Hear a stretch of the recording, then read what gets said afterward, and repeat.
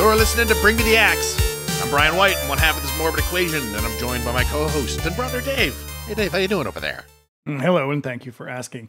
I'm okay. It is Sunday, and I went up for a walk earlier. As you no doubt know, it has been colder recently, and all the students have now brought out their scooters. Okay. Electric or manual, I guess. And I gotta tell you, I have a hard time having respect for any adult who is riding a scooter. When I was in Canada, they had those things everywhere. Right. And people rode them all over the place. When I go to work when I go south for work, I'm in Raleigh, and they've got them everywhere, and I see people riding them all over the goddamn place. I go to Boston, I see people riding them all over the goddamn place. I think that those things are terrifying. Yeah, I would never ride them. Apart from the fact that I just the thought of it makes me feel kind of embarrassed. Yeah, well, it's that. That's the problem. I get that kind of like that sort of weird feeling, like I'm embarrassed just thinking about putting myself on that. But the fact that they move kind of quick makes me think like I could really hurt myself doing this. Like the one time I got on a Segway, I nearly broke my fucking neck. How was it that you came to be on a Segway? Oh, the company, I worked for an agency that got whatever that guy's company was, they were doing some marketing for him. And so they brought a Segway down to be like, hey, everybody, here's that new thing everybody's talking about. And I got on it. We all took turns, and I got on it and wobbled wildly back and forth to a point where I was like, I'm going to die in a moment. And so I stepped off rather abruptly. And then you were like, excuse me, why is it we can't just walk?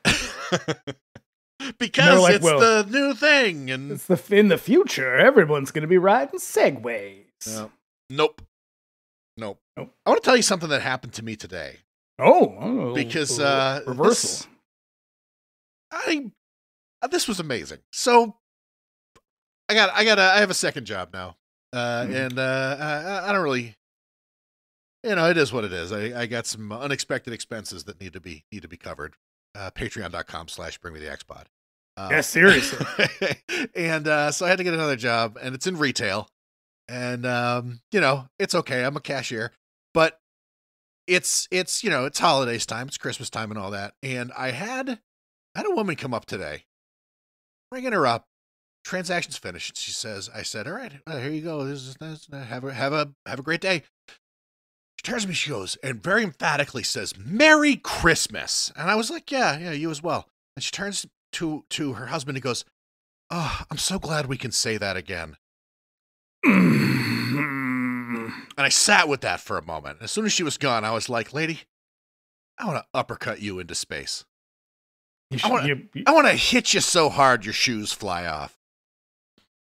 Look, I know you need the job, but if when this happens again, you take her precious little face in your hands and you say, look into my eyes.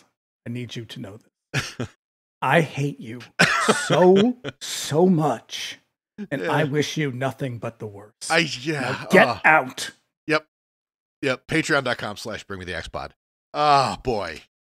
Yeah. I had to tell you that because I couldn't.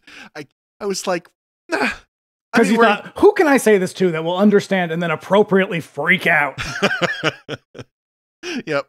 The fucking Joe Biden secret police are on their way to your house now because you said Merry Christmas. I'm going to tell you one of the things I can't stand more than most other things in sort of just floating around the zeitgeist is when people are like, oh, you could never make that today. You just can't say stuff like that anymore. It's like, yes, you can. Yep. You can say anything you want to say.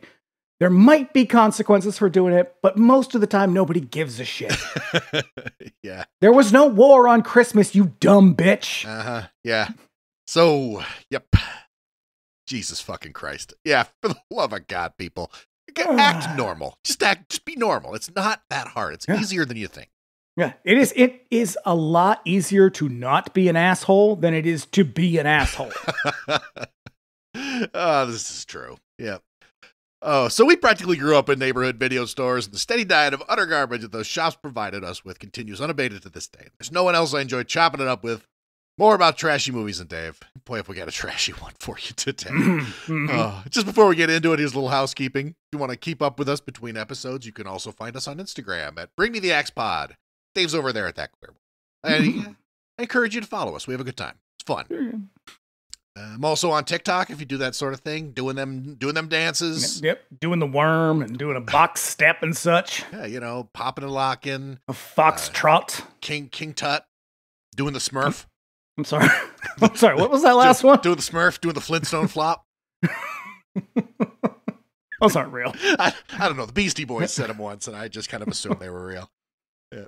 So, look us up by name over there if you want to do that. And if you don't know, we have another show called 99 Cent Rental, where we cover all manner of video store madness on the weeks that Bring Me the Axes Off. Our latest episode, covering the zany Quebecois children's movie, The Christmas Martian, is out now. Hoo boy. And we'll be back next week with a look at the Christmas mayhem of Gremlins.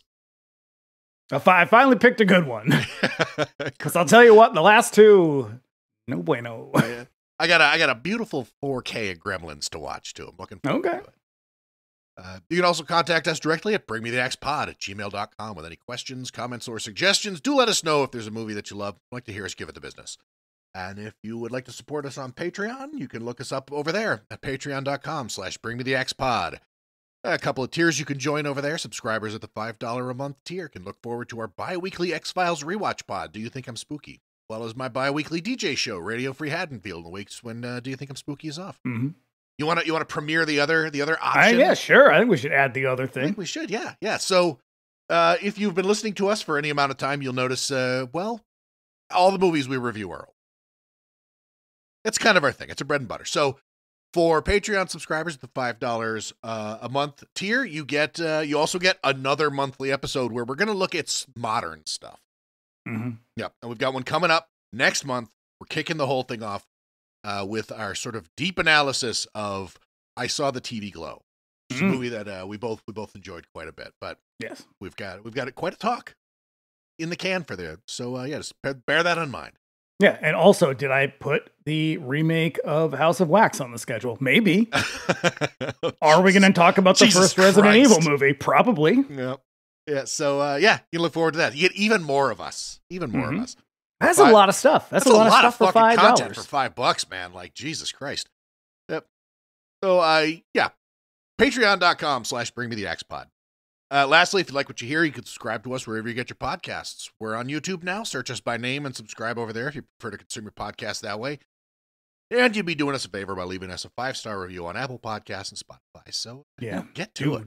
Do that, please. It's easy. Do it for Christmas. It's like a really, really easy way to support us without, giving us money. It just takes a couple of minutes, and it goes a long way. So, a little something to bear in mind here in this giving season. Mm-hmm. And if you listen on YouTube, do us a favor and give the episode a like and leave a comment. We love hearing from you guys. Oh, and we've got merch as well. Yeah. We got merch. We got hoodies. We got sweatshirts. A whole variety of logos on the t-shirts. You get the two Bring Me the Axe logos. You got the 99 Cent Rentals. So, give them out. Buy them and give them to your friends. Yeah, it's Christmas, I heard recently that it's Christmas. Now that we're back in Trump's America. You can finally celebrate Christmas again and buy people things. So get on it. I just want to get all that out of the way right at the top of the show because, for fuck's sake, here's a taste of what we're talking about tonight. Yeah, it might sound familiar. About half of it. Of it ought to sound real familiar. A good split right down the middle. The nightmare began with Silent Night, Deadly Night. Need a ride, Santa Claus? Well, no, not exactly. But it isn't over yet. In fact, the ultimate nightmare is about to begin all over again. Silent Night, Deadly Night, Part 2. Hey, you little bastard! All Ricky ever wanted was a little kindness. Very, very naughty. And all he ever got was pain.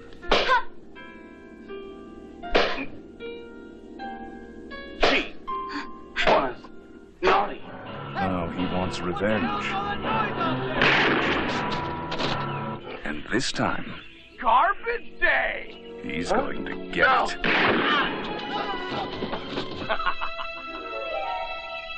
Step by step, weapon by weapon.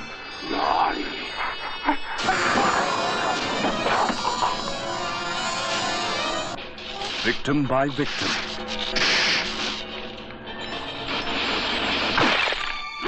The terror's coming home, and he's all grown up.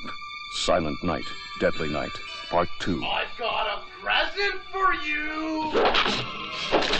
The terrifying suspense shocker you've been waiting for. Last time it thrilled you. This time, Bingo! it'll kill you. Silent Night Releasing Corporation presents Silent Night, Deadly Night, Part 2. God, even the trailer is half the other movie. That's right. Oh my God. So we did Silent Night, Deadly Night last year. Look, I thought it would be funny, and it turned out I was wrong, all right? Well, we're going to do our best to make it funny, because what the fuck else are we going to do? Holy shit. Yeah. Question. Is this the most craven, the laziest slasher, or just sequel in general? It is definitely, yes. It is definitely, yes, it is. Because I got to wonder, because the original idea behind this, when it was in the hands of producer Larry Applebaum, Cousin Larry, is they were just gonna take the other movie. He got the sequel rights to Silent Night, Deadly Night 2, and was like, he was gonna turn it over to an editor with the instruction to make a whole other movie out of it. Which is so not unheard of. This is a thing that in like the probably 70s, 60s and 70s, this was kind of popular, where people would buy like, like some real sleazy producers in like Los Angeles would buy a bunch of Mexican movies and then like cobble together some other fucking movie out of those. Right. And then be like, here you go. And like, there's no out-of-pocket cost other than buying the rights to the movie. But this isn't quite that. And this is also 1987. Yeah, because also, like, I thought about it a little bit, and I kept trying to think, like, is there an example of this where that has worked? I can think... I couldn't come up with another title where they did that, except Shogun Assassin, maybe? And Shogun Assassin is also shitty. It's not good. But they did, like, I think some different music. There's obviously the dialogue is different. And they cut out a bunch. It's not like, I don't know. It's the first two, I guess. It is. It's, but at the same time, it is, narratively, it's just the highlights of the first two movies kind of chopped together to be kind of like a hyper violent, just action fest, where like most of the story of it's a Baby Cart Peril. I know Sword of Vengeance, and then Baby Cart at River Styx, kind of combined into one movie, and it's cool, it's exciting. Watch the originals. Yeah, watch the other ones because they're way fucking better. But it's still, as far as like bloody, gory action movies go, it's not terrible. No. But this one is basically like, what if a sequel was basically just a clip show, like a highlight reel? It is, because even once we clear the because they front load the movie with the clips from the first movie, and it's literally the first half of the movie is like 45 minutes of Silent Night, Deadly Night. And then the other half of the movie is like everything that kind of happened after that, and it's still got the qualities of a clip show.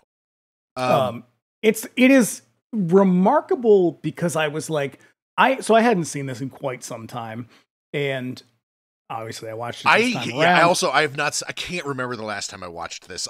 This was a movie that when, like, I remember me and Mike went and we rented the first one, and we were so entertained by it that like the next day we went and we got the sequel. We put it on, and we're like, what the fuck is this? And we were two idiots who would watch like anything. And even then we were like, this sucks. What the fuck are we doing? Because it is fully half of the movie is the first movie. Yeah. It's Like it's 40. I think it's 39 minutes. Are clips from the original one. Yeah. Yeah. It does kind of make me appreciate the first one a little bit more. I came away with the same thought. Like when I was like watching the rest of, maybe it's just because it's like you contrast the original against this movie and it makes the other one look so much fucking better. Yeah. But I definitely came away going like, I should watch that. That's a fucking fun movie. But once you do get through the clip show, it does get a little bit fun because it is like the acting is so fucking bad. It's crazy. And that's the thing is, I was going to say like, this movie is unbelievably fucking stupid, but it's not completely without its charms. It's just that those charms live under like a mountain of trash. Yeah. Like you just got to get through all of that first thing, but like the egregious abuse of old footage. And then it's just, you just sort of settle in and it's really stupid. Yeah. Oh, so let's run it down. Let's do the facts here. Oh, okay. So the year was 1987. I remember. Year of our Lord. Pretty good year for horror. Really? Yeah. I know that was the year that Dream Warriors came out. That's my first one. Monster Squad? Monster Squad came out the same year. Prince of Darkness came out that year. Okay. But also not a great movie, but but I love that one. I like that one tremendously. I think so. I don't remember who it was. I think it might have been Larry Clow was like, that's his favorite John Carpenter movie. And I was like, your favorite John Carpenter movie? I don't know. I'm going to have to ask him. I'm sure he'll comment. It was somebody. This can't be anyone's favorite, but all right. No, I do like that one quite a bit. Nightmare on Elm Street 3 speaks for itself. It's the movie that kind of made Freddy Krueger like the sort of number one American cultural export of like the 80s. Yeah, and I'm going to be brave right now. I'm going to say I think it's the best of the whole series. I think it is too. I have no problem like agreeing with that. That's like no notes, 10 out of 10, seriously. Mm-hmm. Monster Squad? It's fun. It is. My warm fuzzy feelings towards Fred Dekker have I know. lessened. After we did Night of the Creeps, I sort of hesitate to like go back and watch Monster Squad like in fear of what I might end up thinking about it. Yeah. But like two other movies that came out that year that Blood Rage came out in 87, you know. Okay. Yeah, you know. Not cranberry sauce. Certainly isn't. And unfortunately, Lucio Fulci's Enigma came out that year. Oh, I believe that is the last Fulci movie? No, he was making movies into the 90s, but that one's pretty. That's the Slugs one, right? Yes. It's pretty bad. It's really bad. Yeah. Like you could tell, like somebody had to take over at certain points in this movie. Yeah, completely unwatchable, that one. I believe The Gate also came out in 87. Yes, it did. Yeah. And I believe you like The Gate quite a bit. I like The Gate a lot. Yeah. So 87, man, good year for horror movies. Like was that, like I think 89 was a pretty good year. Yeah. But yeah, 1987. Banner year. When do we get 976 Evil 2? Probably 1993. Who knows? Around the same time we get Man's Best Friend. Yes. My favorite 90s horror movie, Man's Best Friend. Right. So we got a cast and crew to talk about here, I suppose. Sort of. We've got it's a short conversation. In theory, a director named Lee Harry. And he was not a director by trade. Lee Harry was and is a film editor whose best known work is in movie trailers. Which, hey, if you're going to be good at something, be good at it. Well, that's the thing is like, you know, there's something to be said about like cutting a tantalizing movie trailer. Yeah. You know what he's not good at, though? Directing a movie. No. And I think it just sort of happened that he ended up with the director title because this movie has like 4 writers credits. And according to the commentary, like all of them were trying to direct this movie, which is kind of a part of why Eric Freeman's performance is so incredibly weird.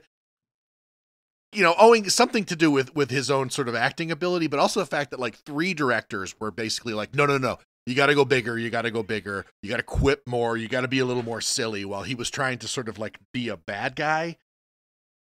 And so, they can't all be like Kurt Russell, who was like, hey, I can only take direction from one of you. Which one of you is it going to be? Right. Speaking of Eric Freeman, this was his first role. I forgot to mention though, my favorite. So I was looking at Lee Harry's, IMDb filmography. Yeah. And my favorite thing that he has on there, his thing that he directed was Women in the Pill, How It Works. I did not look that closely, obviously. I am just going to go out on a limb and assume that movie does not actually tell you how it works. It probably not. Or maybe it does. Like, I get the feeling like a lot of these people, like we were talking about this before we started recording. This movie is sort of like the first and last credit for a lot of people who were involved in this. I can't imagine why. And so, like, I think most of them either just didn't act again or didn't like really sort of work in feature films, but like most of them probably went back to like advertising and industrial movies or educational films. Maybe that's one of the few that actually like came through for Lee Harry. All right. Yeah. So who knows? We'll have to look it up. But yeah, this movie was Eric Freeman's first role. He'd never even heard of arguably his biggest role. Yes, for sure. He'd never even heard of the original movie. The entire production was such a shit show that he showed up to read for a tiny part, like one of the cops during the sort of street rampage scene, and he ended up with the lead. Yeah. So everybody knew what they were doing. Everybody very clearly gave a fuck about what they were doing. Apparently, like the role of Ricky was supposed to go to some other actor who they name in one of the supplements on the Blu-ray. But they liked the way Eric Freeman looked. Right. He's like a buff California dude. And they were probably like, but can you do more eyebrow work?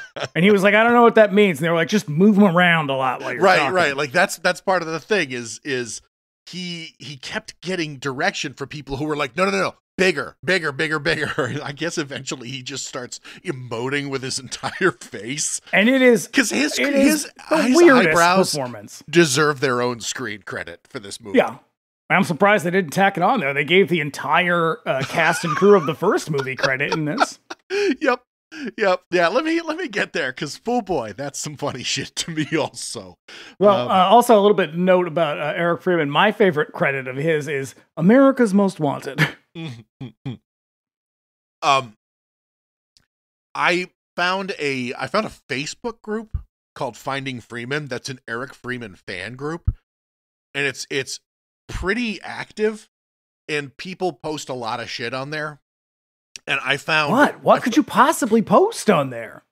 Just like well, a lot of it is just like, here's a picture of like Ricky that I drew, or like it's a guy who has like a Ricky action figure like torturing the elf on the shelf in like different poses and stuff.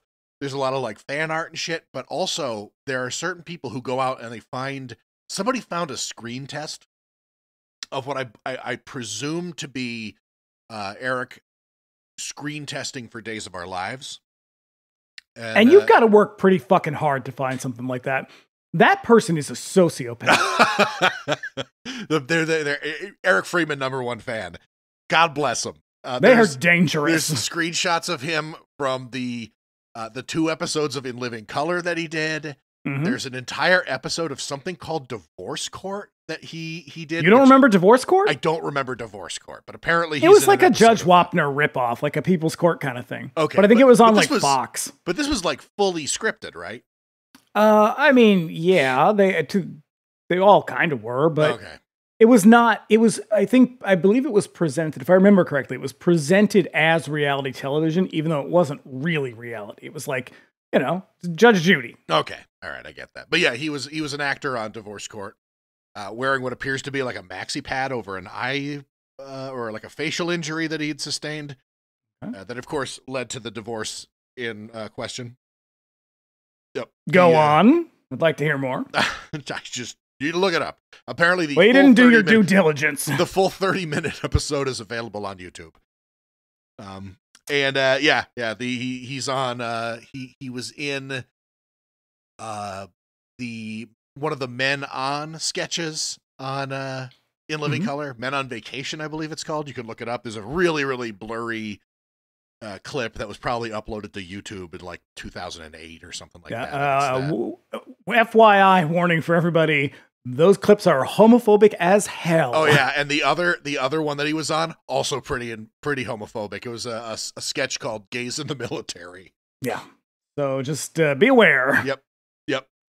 However, he seems to have apparently he vanished after like 1991 or 92 or something. And by vanished, you mean like he just got a fucking job and went to work at Hertz Rent-A-Car or whatever. He just wasn't booking the roles, and so he just went to work and sort of found made a life elsewhere. And we can't all be professional podcasters. But I think he sort of had a revelation, sort of in the way that some of these people do, where all of a sudden they're getting like emails and shit and like messages on Facebook from people who are like, "Did you know that you're like a cult movie sensation?" It's like when people like trekked out to Betty Page's cabin in the woods. They're like, "You're a fucking cultural icon." She was like, "What are you talking about? Yeah. I love Jesus. What are you doing here?" Yeah, and so he started doing the convention circuit. He sounds like he's got a really, really great sense of humor about all of this. Hey, if fucking Felissa Rose can make it work, she seems like a great person too. So yeah, when I was at Silver Scream, when I went to Silver Scream 2 before they moved it to Worcester, he and Robert Brian Wilson had a table next to each other in in the dealer room with sort of like some of the smaller con guests, and they were both wearing Santa Claus costumes. You say they're together? Yes, yeah. Like I don't think they book, like they probably book these events together, and like they just sat there like all day long, just like meeting with fans and like taking pictures and shit like that, and like signing stuff. They both seem really, really friendly. I love it. Yeah, that's the two of them. Yep. So, Jesus Christ. I mean, it's like, who else is in this fucking movie? We've got James L. Newman, who plays the Doctor. Not really sure what to say about this. Maybe the more recognizable one. Yeah. Yeah. He, there's hardly anybody in this fucking movie. He's a small-time actor, picked up bit parts here and there. I do believe he's retired now, but he did end up with some major releases, like he's in Flags of Our Fathers and Legally Blonde, so I don't know. What the fuck do I know? Yeah, but he's like guy number 4. No, in those movies, he's a named character. Flags of Our Fathers, he's like Korean Vet 2. He is in an episode of The X-Files, just playing a character named Doctor, so yeah. Okay, stick around. Right. Stick around, get on Patreon. We're gonna celebrate him soon. Right. And then rounding it out is Elizabeth Keitain. She's who was a part-time employee at the production offices for the company that produced this movie. She also gets thrown out a window in Friday the 13th Part 7, where she plays Robin. Mm-hmm. She's also in Vice Academy Part 6. She's in Vice Academy's Part 3 through 8. Why are there 8 of those movies? I have no idea. I don't think I've Why ever is seen there a one single of those I don't movies? think I've ever seen a single one of those. I have tried to watch probably the first one, and I couldn't. No. Because it's like, what if Police Academy? And I was like, whoop, stop you right there. It's okay. I'm out of here. Yep. There's a couple of taglines. Mm-hmm. Yep. So they're characteristically lazy. We've got the nightmare is about to begin again. Boo. And then here's the last one. Prayers won't save you in the silent part of this night. Also, boo. Yeah, I don't get it. Well, would you care to hear how critics felt about this film? Can you imagine how critics felt about this film? Well, hang on. I can imagine. Let me get through a couple of little notes here. Mm-hmm. There was no formal script for this movie. I knew it. Big I knew surprise. it. Yeah, big surprise there.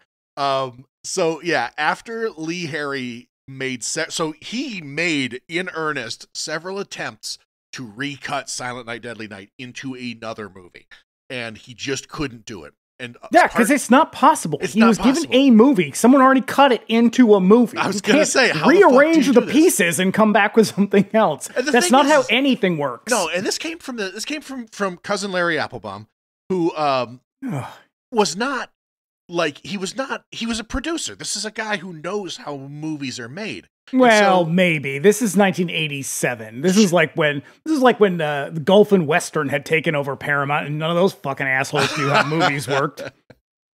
But like presumably this is a guy who had some experience with this and understood that you can't do that. But he was like so just I don't know, just like cynical and greedy that he was like, I don't know, I bought the sequel rights. I'm not going to put any money towards a production. So like make this work. And so Lee Harry, who apparently was like really turned off by the violence of the original movie, tried to recut it into something that was more like a psychological thing. Oh dear.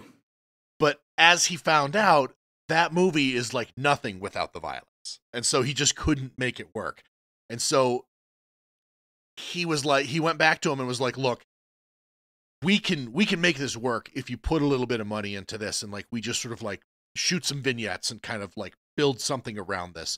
And so he was like, fine, but like you got to have it done in like a week.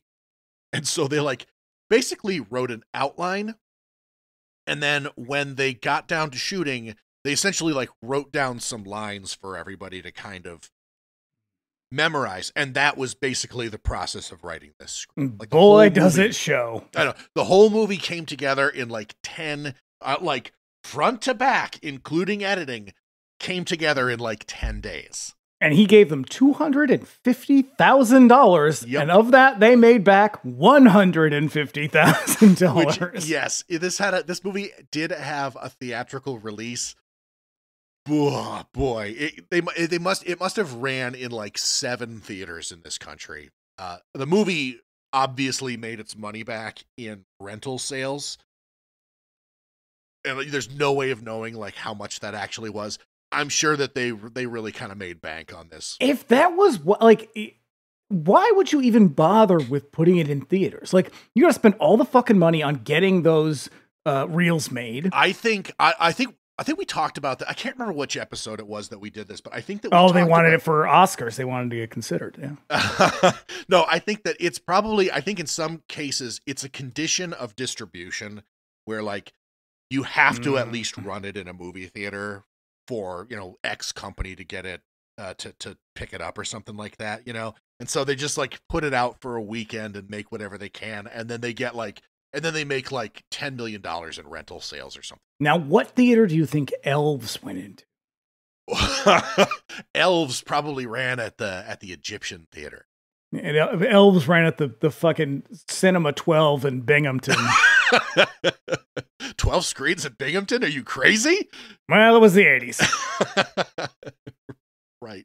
Also, this movie was unavailable in the UK legally until 2020. Well, but they did their video nasties list, but they never like undid it.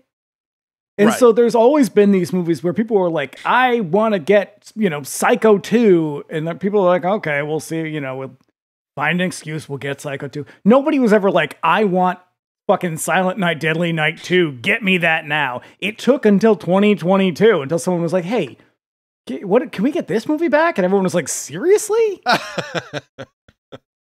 And they were like, well, it's the only one on the list we haven't gotten yet. Right, because I think they're like Pokemons. You gotta get them all. Once it was like, once it came to DVD, like it was a different game because there was like, worldwide distribution, and Anchor Bay put it out in like a two pack with the first. I had movie. that one. Yeah, I think a lot of people had that one because I think for a really long time the only way to get either movie was to get it in that pack. Like I don't believe they were released individually until maybe 2018. Because that seems like a real fucking ripoff to charge someone a bunch of money for this movie. Like they feel really bad about it. Like Silent Night 2 is like a fucking supplement of the first movie. Mm-hmm. Yeah. So let's see them reviews. What did people think of this movie? It was, you will be surprised to learn, it was difficult to find reviews of this because even the ones that I found some and I was like, why would you even bother? No, really. So from the Boston Globe, of all, it would seem the film's producers haven't learned much over the last 2 years, just enough to know not to hold this sick turkey for a pre-Christmas release because it was released came out in April, wasn't it? Yes. Which I thought was great. That's Boston Globe. This one was kind of my favorite, though. This is from the LA Times. The first Silent Night, Deadly Night was a nadir in movie making. The second puts us through the same suffering all over again, while adding more sadistic nincompoopry and vaguely artsier editing and camera work. Words fail you completely. Now, did I like this one specifically because he said nincompoopery? That's a great, that's a fucking good one. And also, it did not, spell check did not catch that. Apparently that is a word. Oh man, I love a good roast. It's kind of a compliment sandwich though, because he's like, but also vaguely artsier editing and camera work. And I would argue, not so. No. Oh, but yeah, that was pretty much the extent of it. I mean, it's kind of hard to look for some of these movies to find reviews for them because you just have to comb through so much shit. I know. And after like pages and pages, I was like, okay, that's enough. I can't keep doing this. Yeah, I wonder how this does in terms of like modern reviews. I'm sure that this has been one of those movies. You know how. I know that this is probably one of those movies that fans have just elevated to unassailable canon because like fucking horror fans be like that. Seriously. But I mean, there's this new thing though. Like, I feel like we burned through a lot of Halloween movies, which I actually would argue there aren't enough movies that take place actually at Halloween. Oh yeah, man. I think there is. Yeah, I think that there is an infinite bandwidth for that one. But there's a shitload of them that take place at Christmas, and I have two theories. One is that novelties sell because people are stupid. But also, I think because it's cheap. It's cheap and trendy, but they're also all of them are dumb as shit. Let's see. I would say the bulk of them are dumb as shit. I can think of a few that are really quite good. I mean, Black Christmas. Name one that's not Black Christmas. Christmas Evil. Okay. Christmas Evil I think is a legitimately good one that's just been like overlooked. It's weird. And it stars Fiona Apple's dad. It does. It's weird as hell. And it's a strange fucking movie, but it's not this. And in like some ways, like I think that Silent Night 1 is, I wouldn't call it Oh, it's good. fucking stupid. I wouldn't call it good, but it's enjoyable. It's fun. Well, it's done in good faith. Yes. At least. Yeah. Like it is a movie that was made seriously. I don't think it was ever taken seriously, except by Christians. and that's what bugs the shit out of me is with all these fucking Christmas horror movies. It's like Ginger Dead Man. And I'm like, can you just get the fuck out of here with that? I hate that shit so much. Yeah. Is that a Christmas movie? Ish. Okay. No, but like, yeah, there's definitely a certain, I would say that like since the sort of like kind of like galvanization of horror on the internet, there's been a return to form in terms of making like Christmas horror movies, and I think most of them are really fucking bad. Yeah. Here's another good one. Rare Exports is a really good Christmas movie. What? That's like Finnish. That's the one that's I believe is from Finland. And it's where Santa Claus is like an ancient evil being that kind of gets released by Santa Claus Hunters. It's a real good movie, and the shorts that it's based on are fantastic. How about this? Red Christmas. I don't know that one. Dee Wallace, starring in an Australian production. Ooh. Where she and her family get together for Christmas, and a disgusting monster of a person shows up at their house on Christmas with a present. And the story unfolds, and you learn that she, very long ago, had an abortion, but the baby wasn't dead. What? And the monster-looking thing that shows up at their door at Christmas is the aborted baby. Wait. And you're thinking, you're making this up right now. No. What? That's a movie. I've never heard of this one. Because when you said like a monstrous person shows up, I was reminded. I was like, oh yeah, that Christmas episode of Tales from the Crypt is also pretty good. But was the one with Larry Drake in that one? Yeah. But no, your story there took a turn. Yeah. Well, now I gotta see it. It's not bad. It's not good, but it's not bad. It's like being in limbo. Yeah. Oh boy. Okay. Jesus Christ. Should we detail this? Should we go back and just talk about fucking Silent Night, Deadly Night Part 1 and then? I thought, how hilarious would it be if we just cut the clips from our first episode into this one? Oh shit. Oh, you've given me a horrible idea. Oh. I mean, no, I'm not going to do it. It's there. Not doing it. But here we go. We open on a psychiatric hospital. We open on a list of names you've never seen before and you'll never see again. We've got adult Ricky Caldwell. His name is Caldwell in this one. Yeah, they changed his name for some reason. For some reason? I don't know. He waits in a room alone as an orderly nervously delivers a tape recorder to the room. This fucking scene is so torturous. It goes from orderly's face, his eyes, very serious eyes, to Ricky. I love it. His orderly's face, his nostrils flare. Because they don't want to have to pay this guy for having lines. They just they're like, make this face. Okay, now do this. Now wave your finger at him. And every time we cut to this guy, his entire fucking body language is like, hey, I'm watching you. Yeah, and it's like, he looks like a Dave Chappelle character. And it just keeps cutting back and forth and back and forth and back. And they're all like, it's like real shifty eyes. And like you're expecting like a Fistful of Dollars music to start playing. Like, yeah. Oh man. The way that this movie kills time is crazy. Oh, it is criminal. Unbelievable. It should qualify as murder, really. Because this scene, this back and forth between him and the orderly, it's just super awkward. It goes on for like 5 minutes, and man. Yep. And it's not going to be the last time that they just drag shit out. So, and for some reason, Ricky has a lighter. I was like, I don't think they give inmates lighters. No, they certainly Zippo or don't. Otherwise. No, when I worked at the fucking psychiatric hospital, like we what is it? We had to light their cigarettes. They take everything. I used to have to go. So every time I would have to go there, you have to leave everything on you in a locker. Yeah. And then go in. Like you can't bring a jacket. Nothing. Mm-hmm.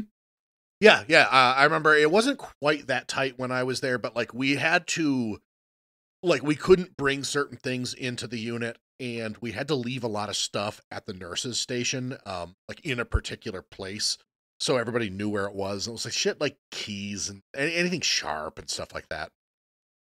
Prisons are way harder. You can't bring like a pencil in with you. Oh yeah. So. After a ton of stalling, the recorder is set up, and in walks Ricky's psychiatrist, Dr. Bloom, who abruptly dismisses the orderly like an idiot. And the music this whole time, there's music, quote unquote, is playing, and it's all fucking warbly and warped. It sounds fucked up. Yeah. Some of it, I swear to God, was lifted from The Fog. Really? Or, well, it seemed like melodies and motifs were definitely taken from, like, other movies.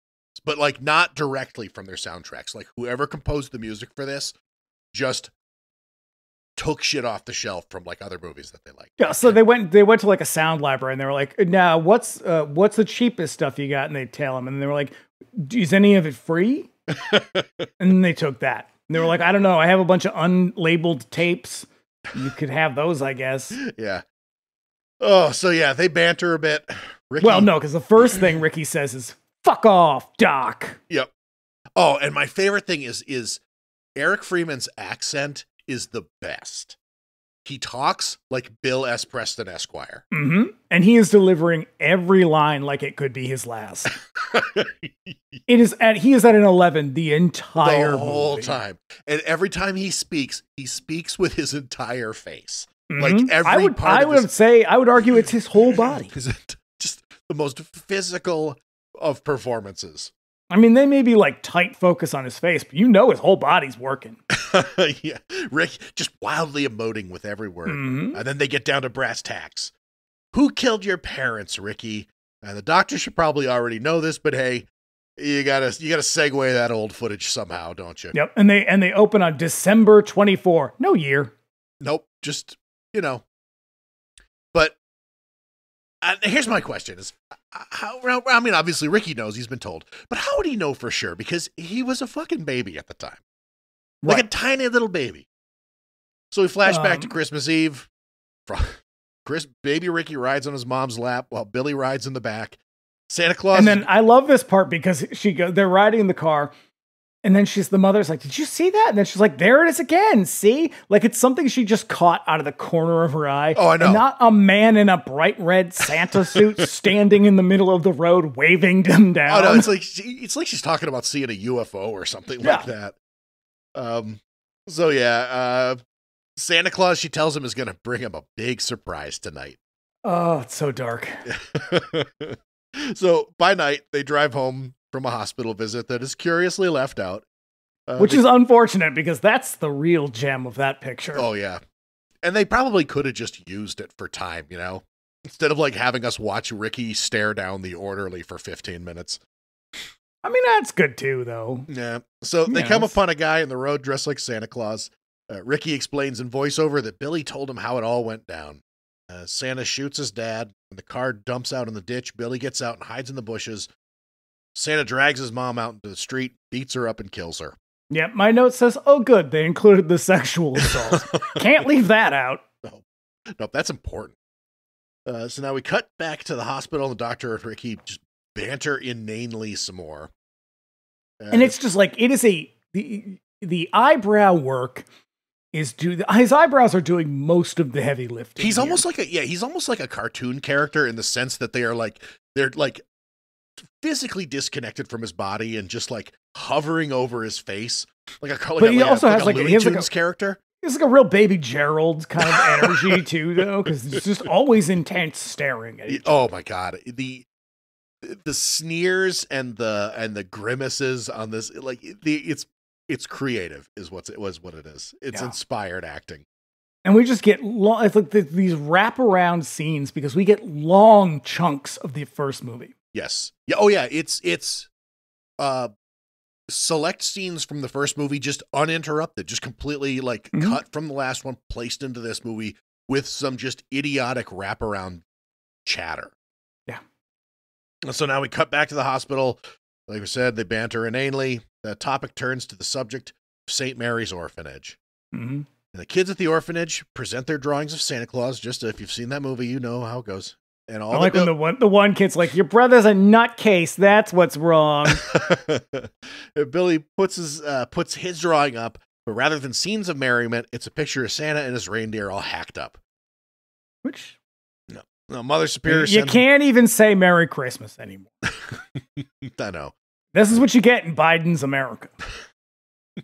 Hacked up reindeers. I'm so glad we can say Merry Christmas again. So Mother Superior sends him to his room to await his punishment, while Sister Margaret tries to explain his behavior to her. The Mother Superior being such a stern disciplinarian, it's all for nothing. Did you ever read Holidays on Ice? I don't think so. The David Sedaris story about when he works as Santa's elf. No. The Sedaris play it on Christmas story that I'm familiar with is I think it's 8 to 12 Black Men is the one that it's called. 6 to 8 Black Men is the name of the story. No, this is one. It might be from the same book. I don't think so. This is when they play it on NPR every year of him reading it. But there's at one point, like, he's Santa's elf. And Santa is like a weird lunatic. But some woman, like, he does something and some woman gets really upset. And she leaned in really close and said, "I'm going to have you fired." And I leaned in even closer and said, "Oh yeah, I'm going to have you killed." That's what you should have done. Oh, so Billy waits in his room. Sister Margaret comes in to invite him to come outside and play with the other kids. Gets his winter clothes on, starts to leave, but he's drawn to a room in the back where some sexy noises are coming from. Looking through the keyhole. I said, we were watching this, and I said to Michael, "How old do you think you'd have to be before you understood what was happening based solely on those noises?" They're wrestling. They're doing like, push-ups. I feel like based on the sounds alone, you'd know it's something you shouldn't be seeing. Yeah, right. So looking through the keyhole, Billy sees a couple of older kids knocking boots. Doesn't last long, though. Mother Superior busts in, breaks the whole thing up, whipping the kids with a belt. Yeah, she should have called a doctor for all those fucking melanoma on that guy's back. That's what she should have done. If she was a good nun, she would have done that. Oh, no. Then she catches up with Billy outside and excoriates him for leaving his room. So she takes him back in and whips him with a belt, too. Oh, that's the part when he goes, "Your brother's a nutcase. That's what's wrong." Love that kid. I went to that kid's movie. So yeah, now we cut out to more psychiatrist banter. It's just insane dialogue and overacting. It is. It's really just bizarre back and forth, because it's almost like you wouldn't be surprised if the doctor said something like, like being like, "Then you and your brother were sent to an orphanage," and Ricky was just like, And also, I don't even like cheeseburgers. Like, it could be so disconnected. Or like, like they're talking and they're bantering, and then like the door opens and the doctor comes in, and it turns out that the guy that we thought was the doctor was just a crazy person pretending to be the doctor. Yeah, or that, and like, because eventually what we're gonna get is Ricky just popping into frame from weird corners of the room for no particular reason. Oh yes, yeah. Oh, like in this one, he goes, "Do you dream, Ricky?" And he goes, "I don't sleep." Oh, that's good. So good. So back at the orphanage, Billy wakes up from a nightmare about Santa killing his parents, runs from his room. Mother Superior ties him to the bed. Yeah, just like what's her name? Joan Crawford. Right. Yeah, she tied her son to the bed. Yep. He says she didn't, but right. So now on Christmas Day, Mother Superior drags a struggling Billy in to sit on Santa's lap. Instead, he punches Santa and runs back to his room. Now, as far as clip shows go, we are getting the best of the best here.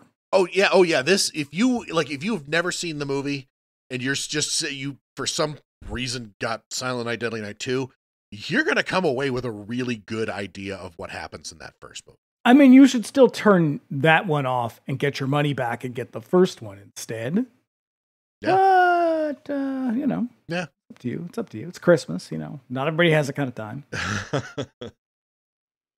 So now when the tape runs out at the hospital, the doctor loads a new one. We jump ahead to adult Billy's job at the store, where they put Billy. This is my favorite scene in this movie. Being the store Santa. Yeah, love this fucking scene. This is where we get Britt Leach and his weird drunk friend, his secretary lady friend. Yeah, and they sing made up Christmas songs, which still blows my mind. I really want to know. I'm sure I could watch the director commentary of the original one, and they explain like why they invented Christmas songs. They wanted original music. They didn't want to pay for. It was cheaper to hire a bunch of low rent people. And they didn't want to pay for popular Christmas music, so they got people to write their own. Jingle Bells has is a licensed song. Is it like Happy Birthday or something? Probably, yeah. Oh, jeez. But they also just wanted their own. Like, there are 2 soundtracks for that movie. No shit. Do I own them both? Of course I do. Yeah. So yeah, now back in the store, a little girl struggles on Billy's lap while he tells her that if she doesn't stop struggling, he'll punish her. severely. The parents all remark at how great he is with kids. And it's really wonderful because it's very clear this is not a toy store, except maybe it was. No, I think originally when we talked about it, originally it was like I think it was an empty store or something like that. Yeah, it's bleak as hell. It's a real weird, like where they kind because of they just set up like shelves and like bought a bunch of toys to put on everything like that. Cheap ass and make it shelves. look like it, but it is a very sparse toy store. And it's a store that has like, you know, like most stores, it has like big windows. And all of the windows are like, they're not blacked out, but they're frosted like, over. Yeah, they have like what do you call that when you like do designs and like pictures on them and shit? It's not like soaped windows, but you know, it's like that. Yeah. Well, I mean that because they probably were going to set up some shots that like eventually kind of look out that, and you don't necessarily like want to see just street traffic driving by and like. You don't want to see the parking lot of the Portsmouth Bradleys. Yeah, basically. Unlike this movie where there are some scenes where they just like pan the camera over and like the crew is just fucking standing there in frame. Oh, you can literally see people's like arms right off the screen. There's a couple of shots where the boom is very clearly in the shot. Yeah, like they had $250,000 and $100,000 of that went to that fucking eye explosion thing at the end. So. I know. I got to take it easy. They did their best. They did. I feel like I have a lot of respect. And if anybody's like, it really feels like they're stalling for time, we are. I know. I definitely gotta respect the hustle a little bit. Yeah. We're already halfway through this fucking movie. I mean, come on. Just about. So at the store, Christmas party, everybody's getting drunk. Shitty warehouse clerk brings a girl Billy's been macking on all this time out back, while Billy looks on, miserable and insane in the Santa costume. Mm-hmm. And so then he goes out back to see the clerk getting rough with his boo. Flashing back to that awful night, he finally breaks and charges in, wrapping Christmas lights around the dude's neck and strangling him to death. And then he kills the girl. Meanwhile, out front. Right. And they're out front just getting rip shit. I love her because then she's like, Mr. Sims, come out and see this. It's lovely. And I thought, there's nothing lovely about where you are, but I like that you're selling it. Right. Yeah. Drunk boss Mr. Sims goes out back to see what all the ruckus is about. He gets hit in the head with a hammer for his trouble. And then the drunk lady clerk goes out back and gets chased out front by Billy, who kills her with a bow and arrow after a bit of cat and mouse in the store. I love her. Yep. She should have been in the whole movie. She should have. She should be in this one too. You think it's going to be Billy, but it turns out it's her the whole time. You know how they keep bringing back Nurse Marion in the Halloween movies? Bring back this lady. Back at the hospital, Ricky places the blame firmly on Mother Superior. Yeah. So now we flash back to the past where Linnea Quigley makes out with her boyfriend on a pool table. She goes upstairs to let the cat in. Billy comes charging in, picks her up and impales her on the antlers of a deer while chanting "Punish." It's pretty iconic. I mean, I don't like the gratuitous exploitation of women. Come at me, the internet, for not wanting to see women brutalized. That's a hot take you got right there. Yeah, well, you'd think not, but the some people seem to disagree with me. But I do like this scene a lot. And also, did you read what's that Grady Hendrix Survivor Final Girl? I've not read that one. So one of them is the Santa Claus killer. Nice. Yeah. No. So now her boyfriend goes upstairs to see what all the ruckus was about, and he ends up fighting with Billy before getting strangled with a phone cord, thrown out the window. And as it turns out, it's Sean's friend who got thrown out the window. That's right, Sean Abley. Everywhere in town, the police bust in a house where they see Santa Claus climbing in the window. How Ricky knows anything about this is anybody's guess, but it turns out that it wasn't Billy. It was just the little girl's dad. It's very much like the end of Christmas Martian. Yeah, yes, it is. Mm-hmm. Yes, it is. I'm not going to say they stole the ending of Christmas Martian, but I'm also going to not say that. Who's to say? Yeah. Billy busts up some bullies on a snowy hill where a couple of teenagers are trying to sled, and the teens. This is one of my favorite moments as well. Yes, when like the two this adorable little couples going out to do a little sledding. Just two dudes out in the town. Late at night in the woods. Yeah. Yep. The teens get chased off, and when the two bullies go sledding down the hill, Billy is waiting with an axe that he uses to cut their heads off. It's hilarious. It's the fucking best. So now Santa stomps up on the orphanage as the cops arrive. The first on the scene thinks it's Billy, kills him on sight in front of the children. And there's something about watching these kids play, like, in this tiny amount of dirty snow that I'm like, this is so depressing. Characteristically depressing. Yeah, for sure. Like, it has real Rochester, New Hampshire vibes for some reason. I don't know why. Yep, just gray snow. They're making the most of it they can. They've got, like, the saddest little snowman. It turns out that it's not Ricky or Billy. It's just some guy in a Santa suit. Which is probably the most hilarious part of the first movie. Oh, that's right, because they were trying to warn the Santa, but it turns out that it was like the orphanage janitor, and he couldn't hear them because he was deaf. Yeah, that's hard. You know, the more we talk about it, the more I think that first movie was pretty good. just go walk. We just talk about that movie. Just go back, listen to Silent Night, Deadly Night Part 1.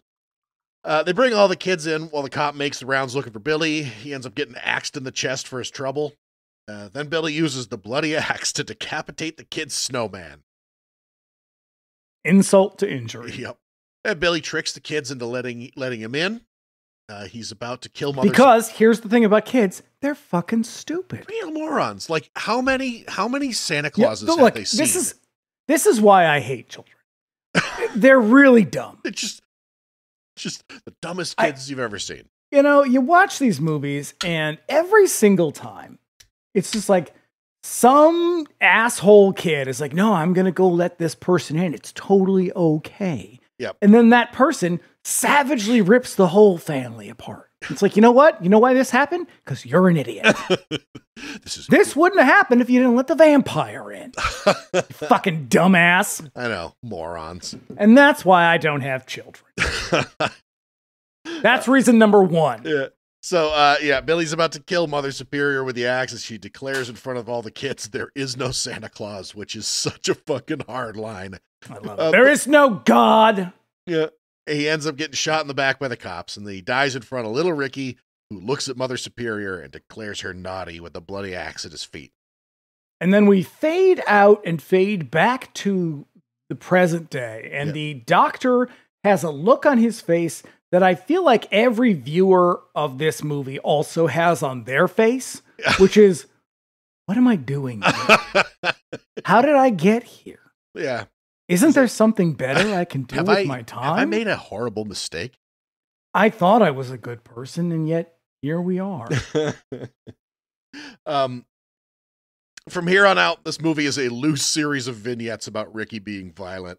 And they're fucking hilarious. They're really funny. This is when we finally get into the movie. Yeah, back in the present, we find out that Ricky was placed with a family called the Rosenbergs, who definitely did not get involved with Christmas. Okay, listen. Jews. They left him with Jews, and I think it's like Morty Rosenberg. That's his father's name. She keeps calling him Morty.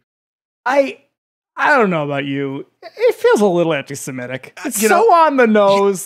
Here's the thing. I would say yes, except for the fact that the way that they portray Ricky's life, his childhood with this family, is these are loving people who provided him with a stable background. Like, this is a remarkably sort of salient moment in the story where they're like, no.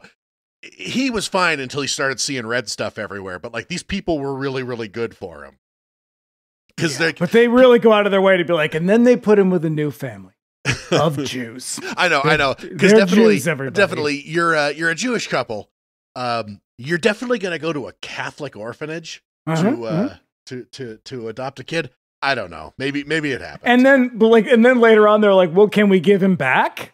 Well, no. They go back to talk to him, and he's like, well, he's still my son, and I want to spend time with him.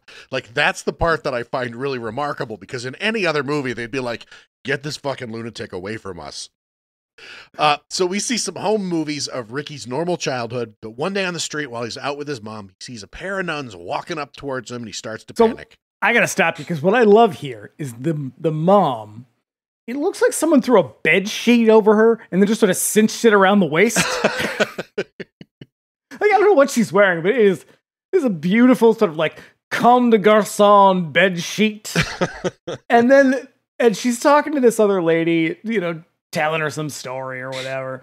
And Ricky is preoccupied with these nuns sort of like menacingly walking like they just arrived in Dodge City. I was like, going to say, the way that they enter the scene is almost like that time in the scene in Phantasm where Mike sees the tall man like walking down the street as like Reggie's opening the ice cream truck, and it's like the dry ice smoke and shit, like it's all slow-mo and menacing and stuff, and it's just these two fucking nuns. You wouldn't be surprised if the only other thing you could hear in this scene was spurs jingling and jangling. Like, these two are walking like they are out to kick some ass. Yeah. And they are just two nuns. Yep, just two nuns. Just normal nuns. Just innocent nuns. Innocent. So a shopkeeper puts out a display with a red cloth on it, and it sends Ricky into a flashback of violence. And then the mother looks back and she's like, oh, that's right. Yep. She is very concerned for him. She is looking out for his well-being. This was a stable, loving family that he got placed with. So now, at age 15, Ricky, played by an actor who is much, much older than 15 years old. Yeah, okay, so why didn't they just use Eric Freeman for these scenes? The guy in this scene is older than Eric Freeman is. I don't know. I just don't know. He also refers to Morty as his stepdad? Yeah, I don't know. Is that just a wrong choice of word? I don't know. Because, like, I'm not adopted, but I just assumed that if you were, you'd just be like, well, that's my father. Yeah. You don't like come up with a new name for them. Like, maybe when they were like writing out these scenes, they were like, what do adopted kids call their parents? Like, I don't know, they're monsters. Who could get inside their heads? Obviously, someone gave them away. Yep. So, 15-year-old Ricky spies on a couple fooling around in a field out in the woods. And I gotta say, it feels like here's what horror movies from the 80s taught us. All men are rapists. Jesus Christ, every one of them has sexual assault on the mind. Like it's not even just this movie. And again, come at me, internet. It just seems like every time it's like some dude pushing too far with ladies. Mm-hmm. And hey, look, I know teenagers are enthusiastic, but they're not even teenagers. They're like 30. Well, who's to say? Because the fact that there's like a 25-year-old playing a 15-year-old here, they could very well have intended for these two to be teenagers as well, even though they just don't look like teenagers. God, we are through the looking glass. Yeah. So when things turn ugly and the guy assaults the woman, Ricky flashes back to a memory of Santa killing his mother. Something he couldn't possibly have any memory of. Yeah, it's sort of weird how this second rape scene is really playing out exactly like the one of his mother's that he couldn't have possibly seen. Yep. Declaring the guy naughty, he sneaks into their Jeep and waits. It's fantastic. It's so great. This is so great. So the shithead rapist guy goes back to the Jeep to get a beer, and when he walks in front of the truck, Ricky is there, and he runs him over and backs over him and runs him over again and backs over him again, and I won't lie, it's pretty fucking funny. It is wildly satisfying. And then they cut back to the psychiatrist who is taking notes, clinical notes. Red car. And it's just in big letters. And for some reason, known only to you, my note just says rigmarole. And it's just like, why is he... you can tell that story if you want to. It doesn't matter. But I'm drawing a blank, unfortunately. You, a very long time ago, were taking a class and they were teaching something, and you looked over at the girl next to you. Oh shit, that's right. No, okay, I do remember. When I was in film school, we were in a class and we were all taking notes, and it was all like stuff about like just like video, like film and video, like, I don't know, 24 frames per second, f-stops and shit like that. And I look over and like the instructor had said the word rigmarole. And at one point I look over at the girl next to me, and the only note on her notepad was the word rigmarole. Which I don't know. I have always loved that story because I feel like it reflects, like, I kind of, I feel seen in a way. Because I'm just like, I'm the one who would just be like sitting there and be like, dog's body. Okay, but also, here's the thing about this Brett, because I remember this girl very, very, very plainly, because this was right around the time that the trailer for the Star Wars The Phantom Menace came out, and like we were all like, holy shit, like we crashed the school network downloading it, sharing it, and shit like that. And everybody was just losing their shit. Like, it's a special effects school, so like it was all a bunch of like sci-fi nerds. And listen, at the same time, in that very moment, if someone had been like, have you seen the Star Wars trailer? I'd be like, what did you just say to me? But at one point, we're all like, oh man, this is going to be so great. What, like, Star Wars. And she turns and she goes, what? Like, what are you guys talking about? We're like, the new Star Wars movie trailer. And she's like, what's Star Wars? And we're like, what? And the reason that we were and then she was like, you can't even say Merry Christmas anymore. No, but the reason that we were so thrown by this, like, I have a hard time believing that, like, even somebody who's never seen it before, you're going to know fucking Star Wars. It's like, I hate those dumbass movies, but I've seen them a million times. Right, but her name was Leia. And she do you think she was just a real dummy? She was a profound idiot. But yeah. Nice. So that was a fun diversion because the guy, as someone who used to have to take a lot of clinical notes, you don't sit there with giant capital letters with like a marker. Yeah, it's like he was like, oh my God, the red car set him off. I'm like, did Ricky tell you that it was a red car? Probably. I mean, obviously he must have. Doc. Am I getting in your head yet, Doc? Also, the lady thanks him after he kills the guy, which I appreciated, because in the other one, the first one, he saves the lady from getting sexually assaulted, and she freaks out reasonably. Yep. And then he murders her.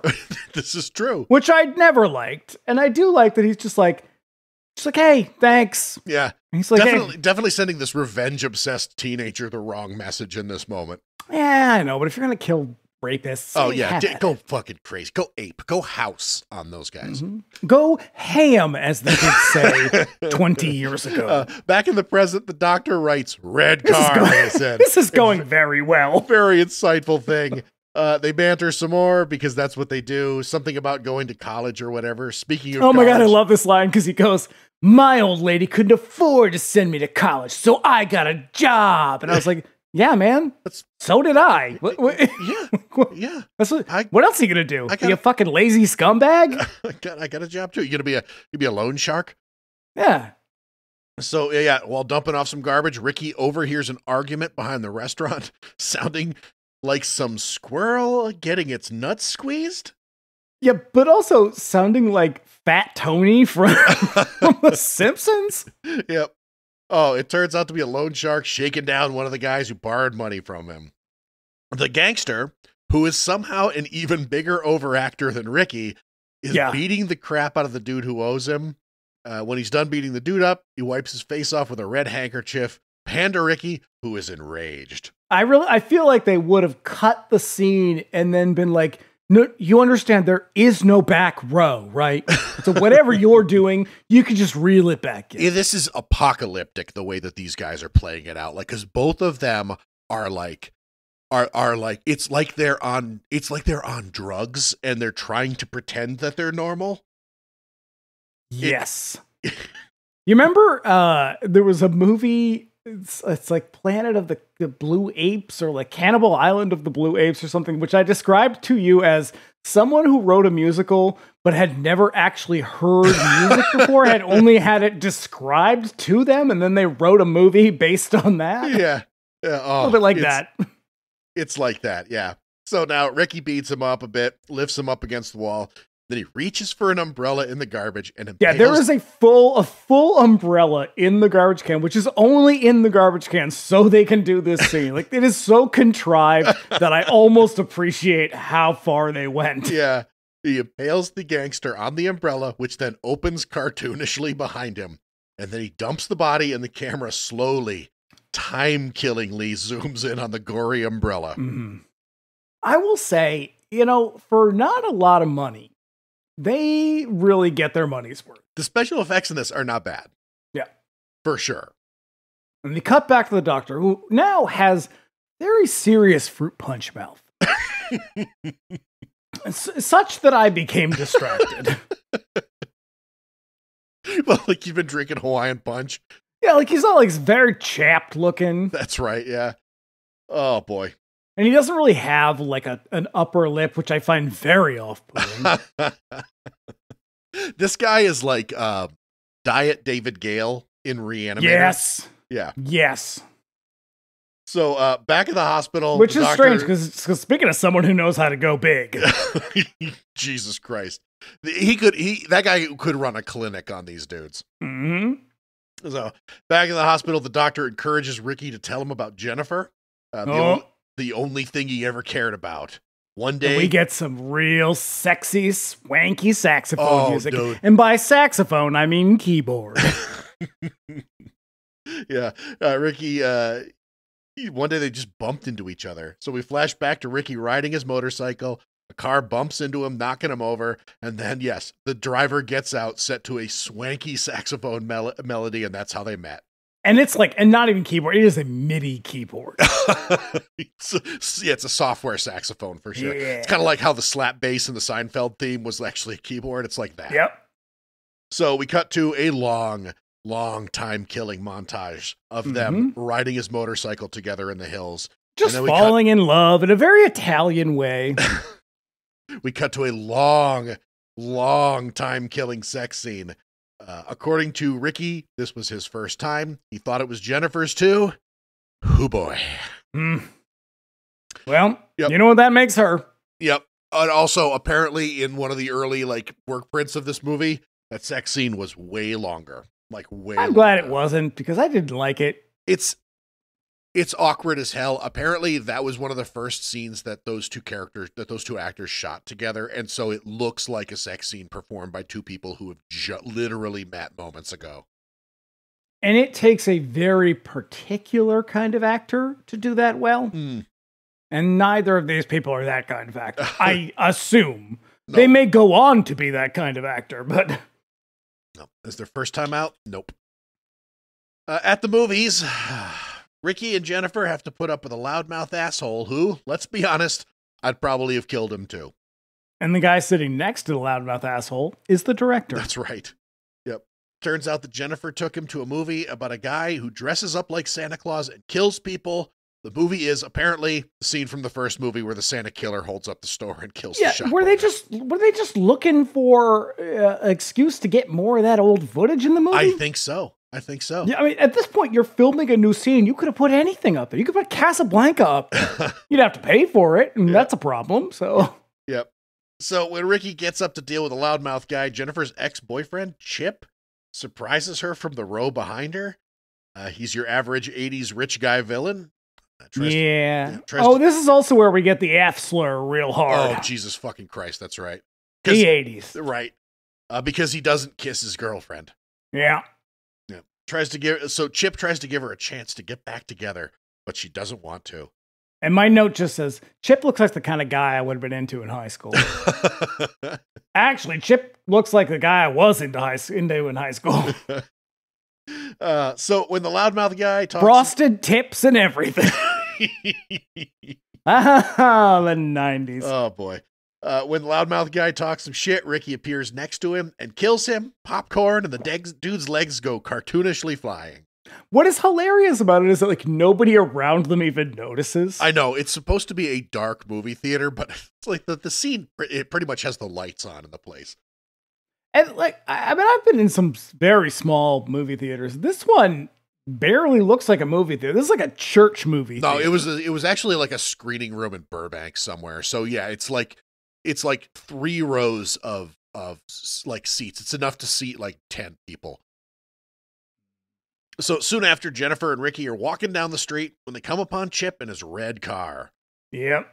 Chip menaces her until Ricky steps in saying, "That's enough," which is apparently what Jennifer said when they had sex in the car.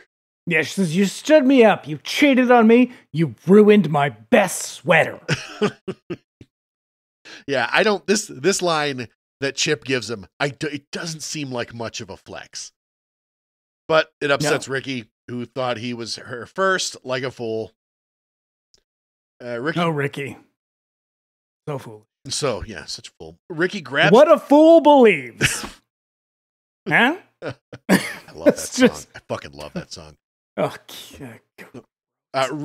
Ricky grabs Chip and attaches the jumper cables attached to his car to his tongue and electrocutes him until his eyes explode. And look, it's great. It's a great scene, man. It's a great effect. I looked up to find out what Chip went on to do. Turns out porn? Chip became no, but looking at him, you'd think gay pornography. No, he went on to become like an army something or other, teaching acting classes and being a something or other at the army. Yeah, like a big, just like an army bigwig. Wow. Okay. Okay. A medium wig, perhaps, but. Yep.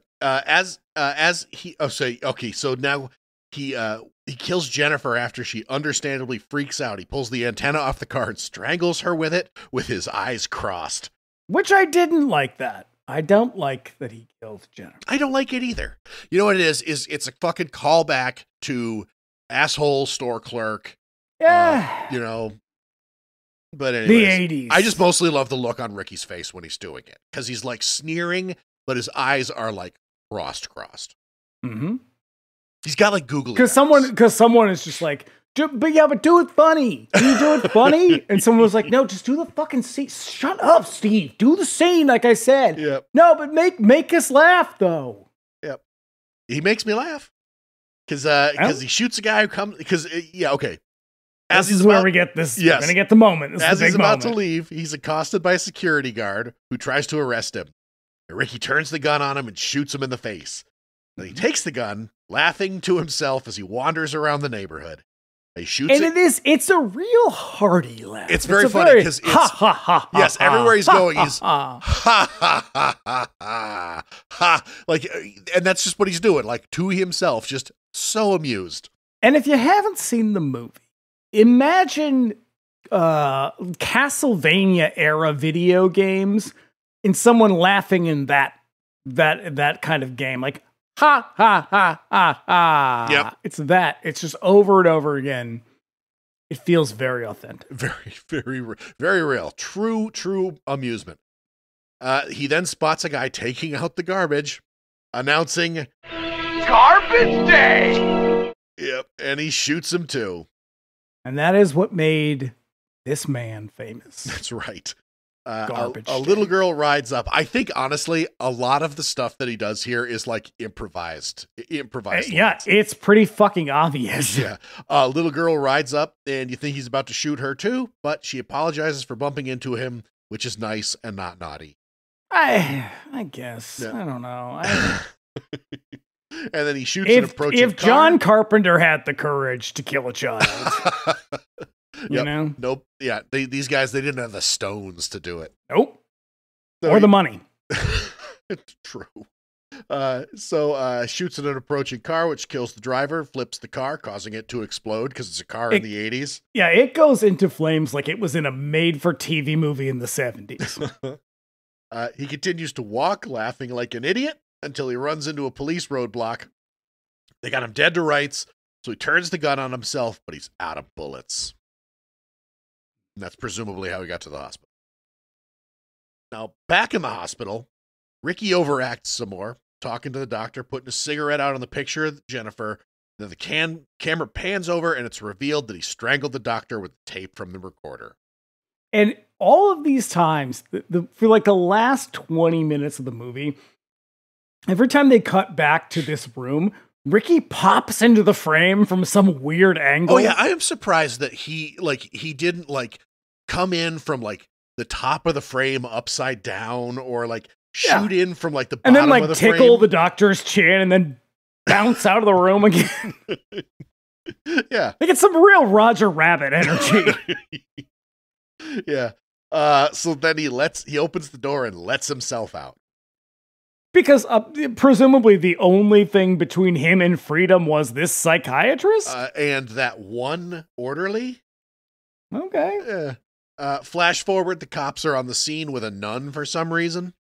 Well, this is the woman from... Now, look, this movie is supposed to... So it's 4 years later? 3 years later? Yeah.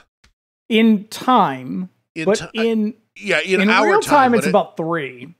But in the movie, it's about 10. Sure. Except the nun looks exactly the same as she did because it's only been 3 years. Right. It's not the same actress, though. Like, they got Yes, none of it the is. original. It is? Yes. She's the only one. No shit. I did not know that. Okay.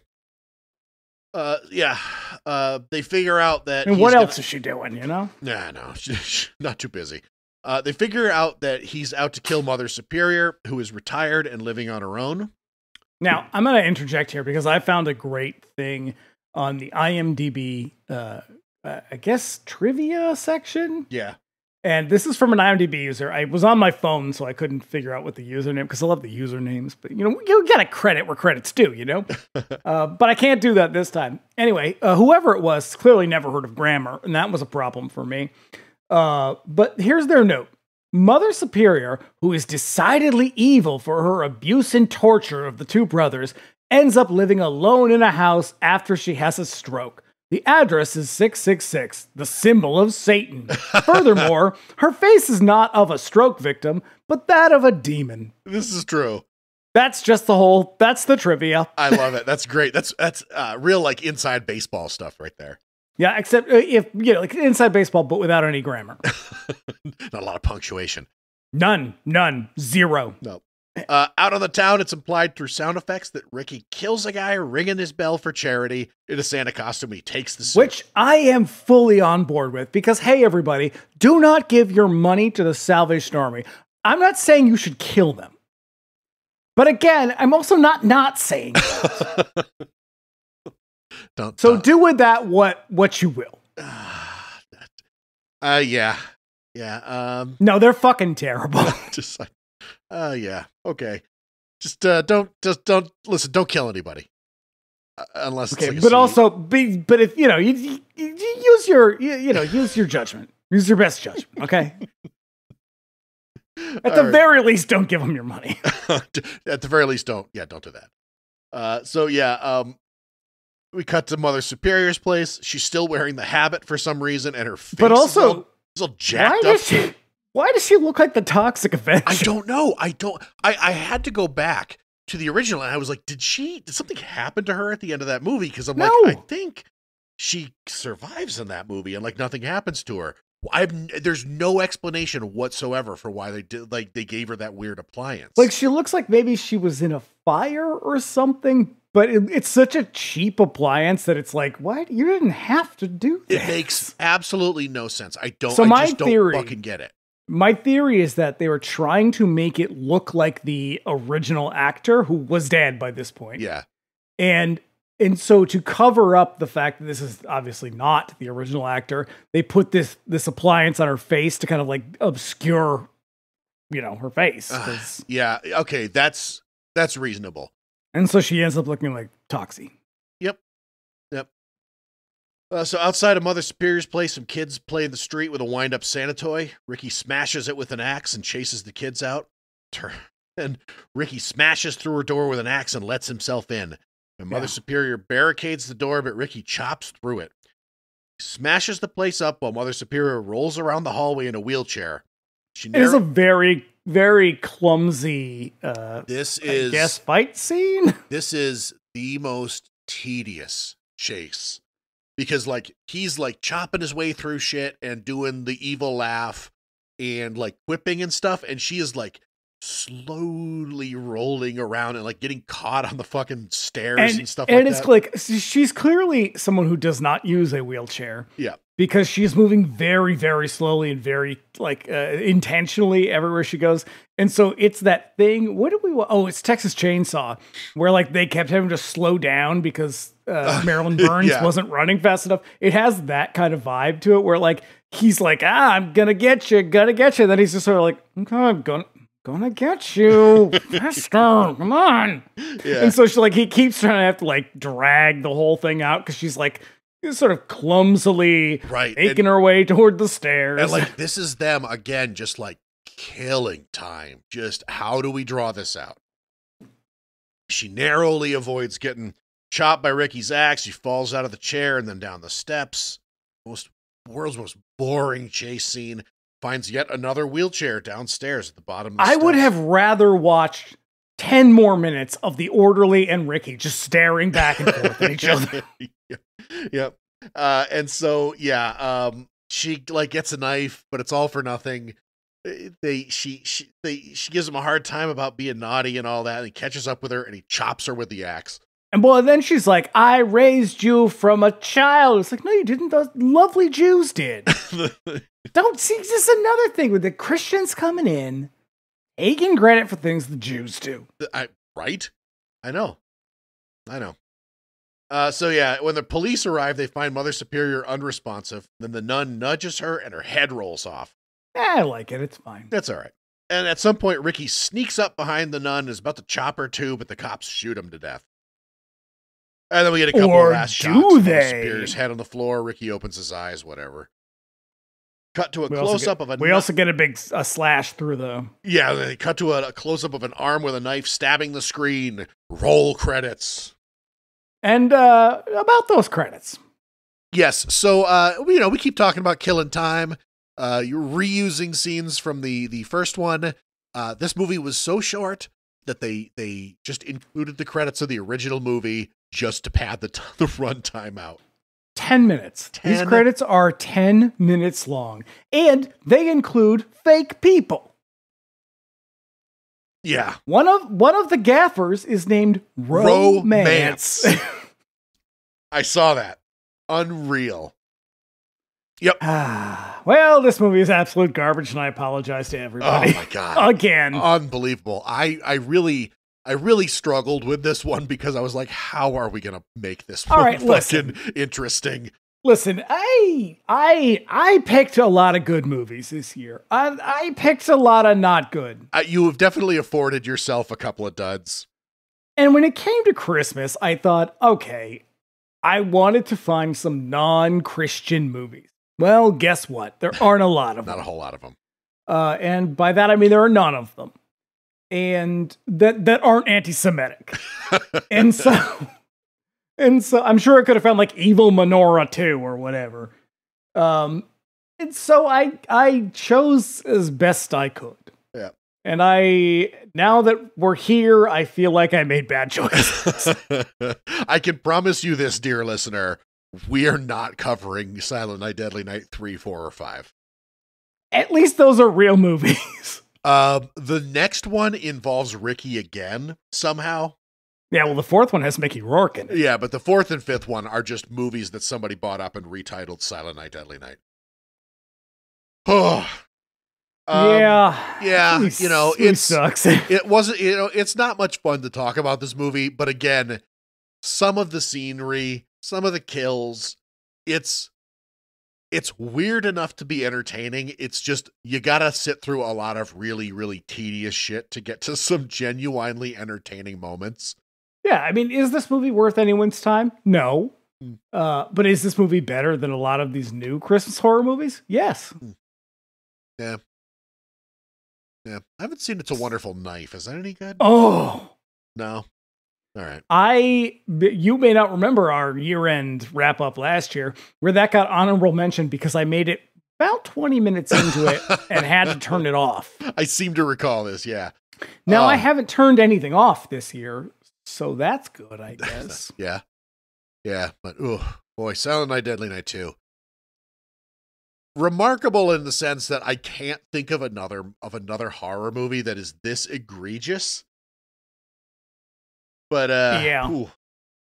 Ugh. Look, I promise next year I'm not picking thematically. I'm just going with movies. Yeah, we're just gonna have fun next year. Just throw caution to the wind. We're gonna wild out. Yeah. All right. Well, I mean, we got other movies. The year is still young. Oh yeah, we still got some holiday movies to talk about.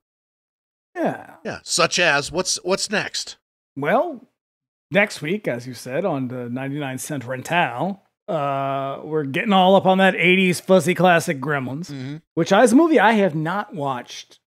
I'm going to say in 25, 30 years, maybe. Wow. I watched it last year around this time. I do keep thinking I should because I have been recently revisiting movies and finding like, oh, I actually really like this movie. I should do that. Yeah. I'm going to do it. I'm going to do it next week. I have no choice. And then in 2 weeks, as I said, we're coming back and Bring Me the Axe, Fiona Apple's dad in the bizarre and weirdly tasteless Christmas Evil. Yep. I can't wait. We started off the year with New Year's Evil. Yeah. We're ending it with Christmas Evil. Is this going to be the last one before the roundup? There's one more. We're doing our 2024 year-end roundup. Right. But yeah, New Year's Evil. That is capping it off with Christmas Evil. And I'm pretty sure we won't be alone. Yeah. We'll see. See how things shake out. Yep. Might surprise you. I know. I know that those guests are really looking forward to being on the pod. So. All right. Well, I hope so. Yep. All right. Be back here in a week for Gremlins and be back in 2 for Christmas Evil. We'll see you then.